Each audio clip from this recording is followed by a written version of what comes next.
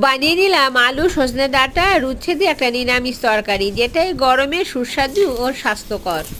কড়াইয়ে সর্ষের তেল গরম করে সেখানে একে একে ফালি ফালি করে কেটে রাখা আলু সজনে ডাঁটা আর উচ্ছে সবাইকে প্রায় 50% মতো ভেজে নিলাম। সমস্ত সবজিগুলো ভাজা হয়ে গেলে ভিজিয়ে রাখা পোস্ত, আদা আর কাঁচা লঙ্কা একসঙ্গে বেটে নিলাম।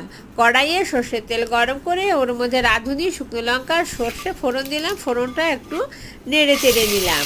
দিয়ে দিলাম বেটে রাখা পোস্তর সঙ্গে একটু জল। পোস্তটাকে ভালো করে কষে নিলাম যতক্ষণ না পোস্ত থেকে কাঁচা গন্ধটা চলে যায়। পোস্ত কষানো হয়ে গেলে এবার ওর মধ্যে সমস্ত ভেজে রাখা সবজিগুলো দিয়ে দিলাম।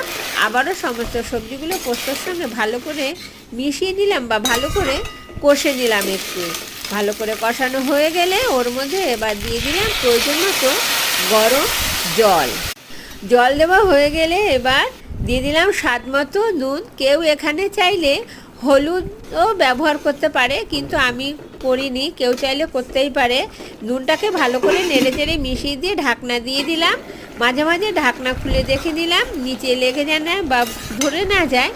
আর সমস্ত সবজিগুলো সিদ্ধ হয়ে গেলে প্রয়োজন মতো ঝোল রেখে নামিয়ে নিয়ে পরিবেশন করুন গরম ভাতের পাতে।